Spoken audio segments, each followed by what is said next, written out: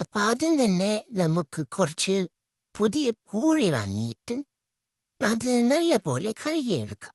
അപ്പൊ അതില് ചളിയൊന്നും ഇല്ലാണ്ട് നമ്മൾ കയറ്റിയെടുക്കുന്നുണ്ട്. അതുപോലെ അതിൻ്റെ കൂടെ വെക്കാനുള്ള കല്ലുകളും നമ്മൾ കഴുകി വൃത്തിയാക്കിയെടുത്തിട്ടുണ്ട്.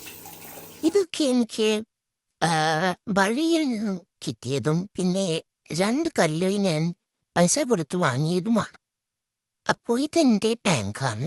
ഈ ടാങ്കിൽ കണ്ടോ അവർ മുട്ടയിട്ടിരിക്കുന്നത്? ആ മുട്ടകൾ ഇങ്ങനെ വിറയ്ക്കുന്നുണ്ട് കുറച്ച്. അപ്പോൾ അവ വിരിഞ്ഞു കഴിഞ്ഞാൽ ഈ പോളാർ പാരറ്റുകൾ പെട്ടെന്ന് തന്നെ എൻ്റെ ബാക്കിയുള്ള മീനുകളെ കൊല്ലപ്പെടുത്തും. അതുകൊണ്ട് ബാക്കിയുള്ള മീനുകളെ ഇതിൽ നിന്ന് മാറ്റണം, അല്ലെങ്കിൽ നമ്മൾ പോളാർ പാരറ്റിനെ ഇതിൽ നിന്ന് മാറ്റണം. വേറൊരു പ്രശ്നം എന്തെന്നാൽ, നിങ്ങൾ കണ്ടോ, ഞാൻ ഒരു സൈഡിൽ കുറച്ച് പച്ച കല്ലൊക്കെ ഇട്ടിട്ടുണ്ടായിരുന്നു. അപ്പൊ അതിൻ്റെ ഇടയിലും എല്ലാമായിട്ട് കുറെ ചളി ഇങ്ങനെ കിടക്കുവാണ്. ഒക്കെ കുറെ അഴുക്കാണ്.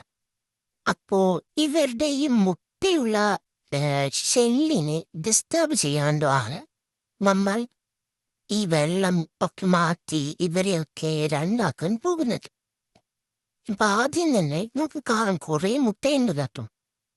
അപ്പോ ഇതിന് മുകളിലിട്ട് ഈ ചെടി നല്ല വെയിൽ കൊടുത്താൽ മുഴുവനെയും കവർ ചെയ്യണമെന്നാണ് പറയുന്നത്.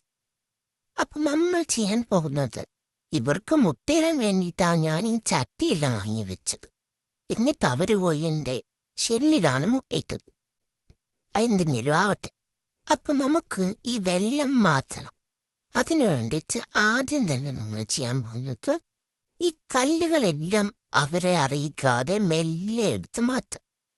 ഓക്കെ, ഈ പോളാർ പാരറ്റ് നമ്മളെ കൈയെല്ലാം കുത്തും. അവര് ഭയങ്കര അഗ്രസീവാണ്. കണ്ടോ അവരെല്ലാത്തിനെയും ഓടിക്കുന്നത്. അപ്പൊ ഈ ചെളികളെല്ലാം ഇട്ട് നമുക്ക് കഴുകി മാറ്റണം.